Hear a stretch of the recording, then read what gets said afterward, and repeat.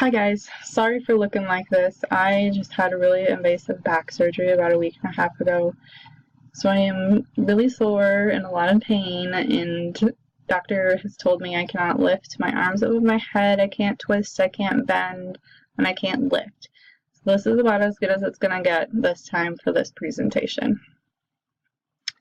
So this week we were told we had to present an etiquette presentation. I chose shopping etiquette. So how many of you went to the grocery store and saw something that bugged you or made you think, that's not right? This is called etiquette. And etiquette means when you see something and you yourself consider whether it's a socially acceptable behavior or not. So today I'm going to talk about some shopping etiquettes that kind of bugged me. As I was looking some up online, there were so many of them, I just decided to go with what I considered socially acceptable behaviors, such as etiquette. So the first one is organization. How many of you have a busy life? I think pretty much anybody can raise their hand to that. I'm a mom. I have 2 kids under 4, full-time mom, full-time school. So I know how hectic life can be, and if there's any way I can save time in life every day, any day, that makes that day so much better. So one of the ways that I can save time is to make a grocery list.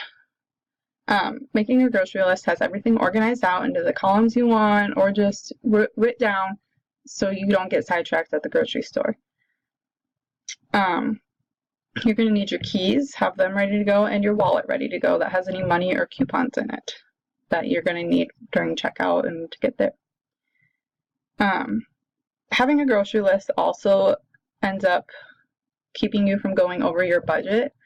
You just stick to the list, you go through, you pick everything out, and then you get out. You don't, you go, hey, what else do I need? Oh, this looks good. You just stick to your list. It also prevents you from buying junk food. So the next etiquette that I want to talk about are kids at the store.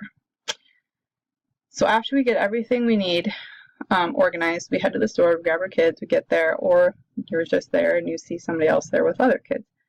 How many times have you seen kids running around crying or screaming at the store? I've seen it. My kids have probably done it. Nobody likes it. Well, here are a few things to keep in mind when it comes to etiquette and shopping with kids. When you have kids, you need to make sure they are properly supervised when you take them with. You need to make sure they're not running around. You need to make sure they're sitting down in the cart. Basically, getting in and getting out is probably the best it's going to get with them. They have short attention spans, so obviously they're not going to want to sit there for very long. So making sure you're organized also helps with the kids being crazy and everything like that. How many of you saw some kids in the back of a cart, like young kids? I've seen toddlers in the back of a cart before. I've seen kids almost fall out of the back of a cart before. This is something that is controversial. Sometimes it's acceptable, sometimes other people don't care. I think that if you're old enough to listen and can sit down, then maybe it'd be okay. But it's a fine line with me. I prefer my kids not to ride in the back of the cart because honestly, who wants to see a kid fall out of the back of the cart and get hurt? Nobody wants to see that. So I wouldn't do it, but that's up to you. Another good idea would be to bring another person to help you watch your kids, to kind of help corral them, keep them in line, so you can get in and get out a little quicker. Now I'm going to talk about exiting the store. After you've paid and you got your kids and you're ready to go, the first thing you need to do when you exit is you need to stop and listen. You need to make sure there's no cars coming. You need to make sure your kids are all in line. That way none of them run out in front of a car and get hurt by somebody or anything like that.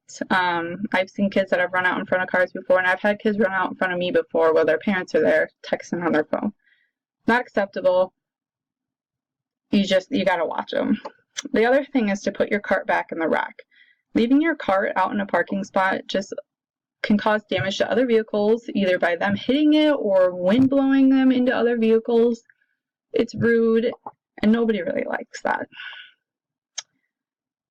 So after all I've talked about today, hopefully this helps you in life get more organized or learn the proper ways to go shopping.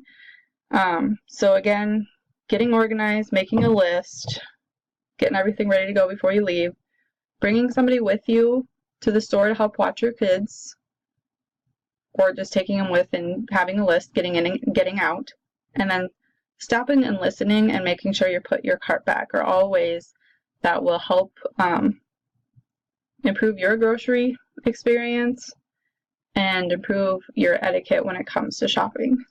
So thank you.